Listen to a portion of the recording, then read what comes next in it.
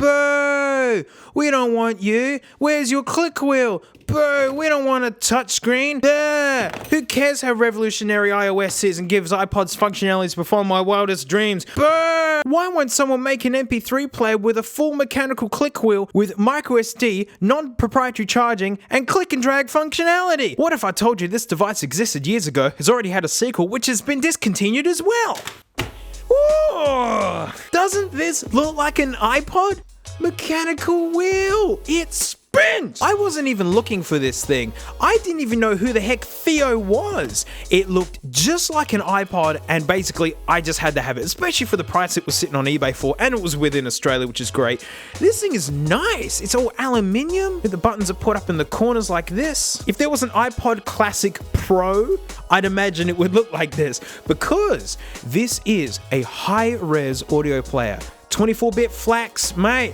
Uncompressed waves, that's what this guy's all about. So all of a sudden, this gets a little bit more interesting. And also, here's an iPod Classic.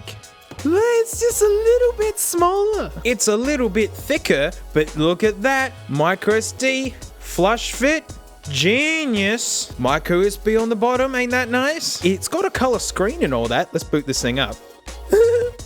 Born for music and happy. It only plays music. That's all it does. And it just puts it into folders exactly like you've dragged it on there. You can change the theme. But now it's green. I'm gonna leave it green. Now, when I started using this, I tried to use it exactly like I would an iPod, which will make you want to smash your head against the wall. This is not an iPod at all. So let's just go into some music. Say we're just playing whatever, right? Although this screen is really cool because it automatically puts the album artwork in there, which I never dragged on, and I don't actually remember putting on there. It finds it embedded in the audio, which is really nice. I know it's a bit hard to see. It's not the brightest screen, that's for sure. Say the music's playing and I just want to adjust the volume. My first instinct is to move the wheel. And oh, now we're just scrolling through just everything. And annoyingly, when it gets to the bottom of a list, it'll just bounce up to the top again. So it will just cycle endlessly. I hate that. I really wish it would stop at the bottom so you know you're at the bottom kind of thing. The volume's done on the side, which I'm actually okay with because the power button's flush, so you can feel where the volume up is. And originally, when I was using this, I was treating it like I would this guy, and where you press it and you get a big bump in the audio or something. This guy, you press it once or twice, it may make nearly no difference at all. As you go press. That annoyed me at first until I realized it is so precise. You can really find the volume that you want. It just, if you want a lot more volume, you gotta press heaps. There is no lock button, which is kind of annoying, but if you hit the power button, it turns off everything, but it'll keep playing the music, which is good, because this is a fidget's paradise with these big buttons and all this sort of thing. Although that said, this middle button really likes to stick, and that's when I decided to look up its original price, because I didn't actually pay that much for this. This was released 6 years ago now. It was launched for only $100 US, a single hunch. Turns out this was their cheapest model at the time, and now that made me go, whoa, unbelievable. I'm starting to really like this thing. So once you get used to how you navigate it, because it's not an iPod, you don't use the wheel to scroll through the tracks, you gotta use this. All this does is for navigating menus, which once I got used to it, everything was fine. You can add music to favorites, you can shuffle. It's a really good UI. I'm sorry if you can't really see it. This screen it's really dim. Which means we arrive at the hardest bit. I have to talk about how it sounds, and that is just so hard, because if I'm reviewing a camera for say, it's easy. You just put footage of one against the other and go look, there you go, you can see that this one's better. But for audio, it all depends. High-end audio has cruel rules. You gotta, from the music file that you've got to the device that you're playing it out of, to the headphones or speakers that you're using, you have to take the score of the lowest one. Say you've got $3,000 headphones coming out of a studio amplifier, right? But the audio is the Offspring's Americana recorded off the TV through an iPod Nano.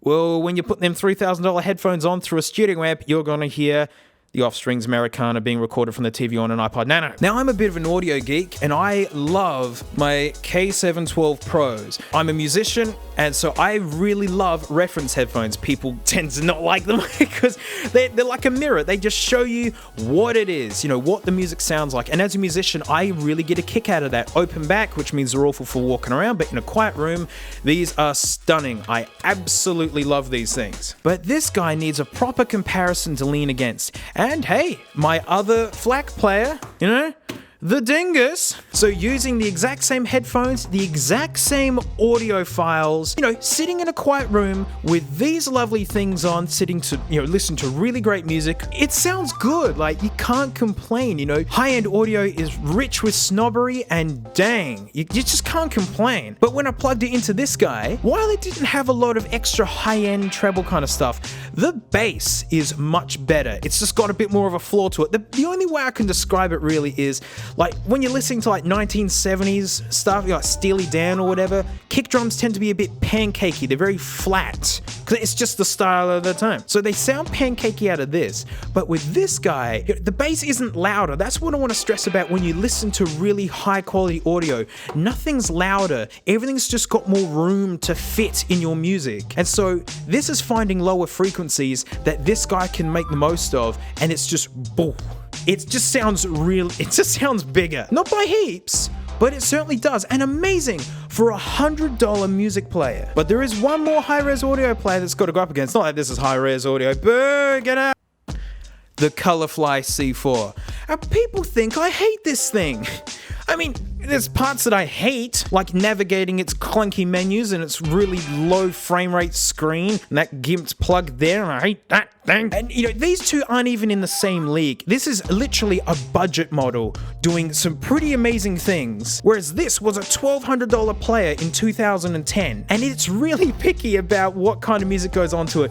But this was a pioneer at the time. First to do 300 ohm headphones, first to do 24-bit FLACs, like, you know, hard work. But while hilariously, this guy can play more standards than this guy, gosh darn it, don't get me wrong, but going from this guy to this guy is like being in a stuffy bedroom and then walking outside.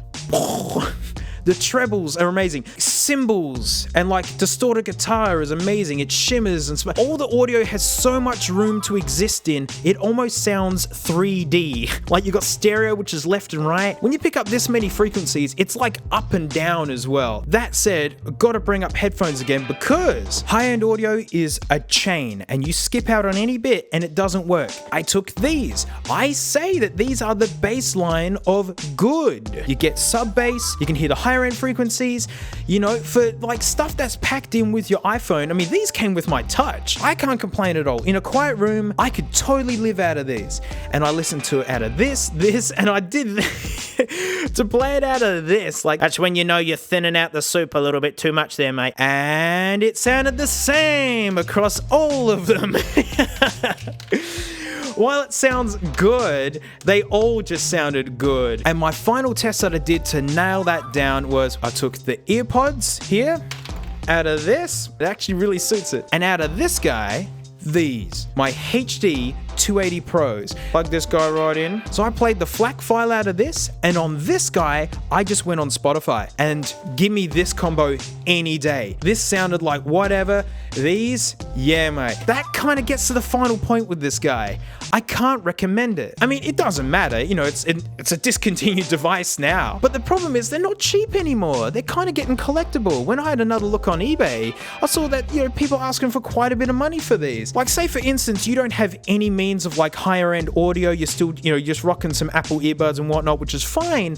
And you're looking for a cheap way to get into better sounding audio. I just can't recommend this because you can get a set of these for less.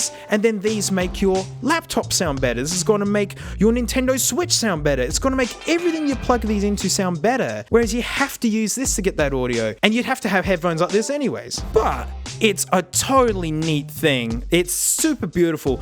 I'd like to think that this device would actually do better now. In 2014, you know, everyone was pretty keen to just be all solid state and everything's just a glass touchscreen and whatnot. But you know, 6 years is a long time. If this had Bluetooth 5.0, you know, and it can only take 128 gigs storage, but you know, it's an older device. I give it a pass on that. I don't care about wireless charging, honestly, because I can't stand that noise that they make. I can really see a resurgence for this. I can see these tantalizing screws here, and we gotta take a quick look inside. We gotta do it. Now what? Let's try the old stickeroonie. Oh, that ain't right. Ooh. Ow! How do I cut myself with plastic? I'm so clumsy. Whoa. Oh. Oh, okay, hang on. So this back part is plastic, turns out. But oh well.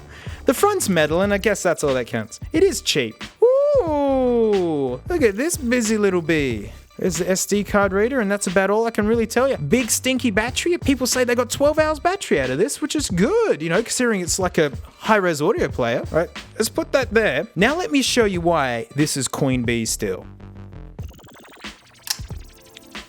Yeah, look at them caps. You know what I mean? Like,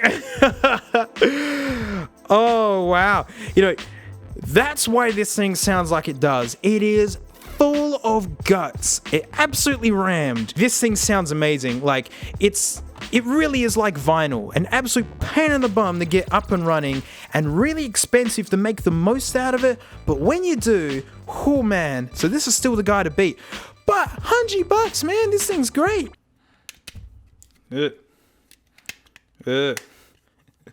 Doesn't go together like an iPod. Oh, ew, ew, ew, ew, ew. Oh gosh.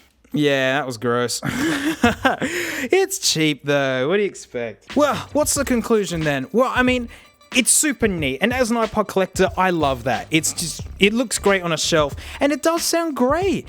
If you can find one for cheap, that is. Because it still is a budget device. That middle button's a bit gunky, but you know, whatever. But Theo are still making things to this day, and their latest stuff looks really, really nice. They've still got some budget ones and some super high-end stuff that I'd love to get my hands on to run against this guy. Hey, I want this guy to get beaten.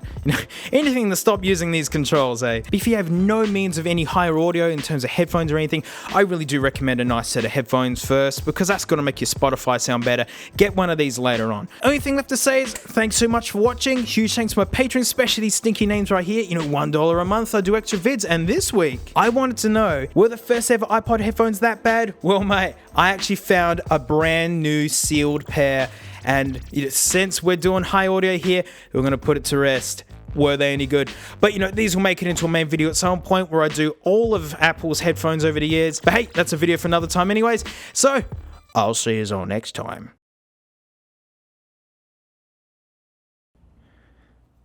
This is the bit that no one sees, right? This is, oh, gosh.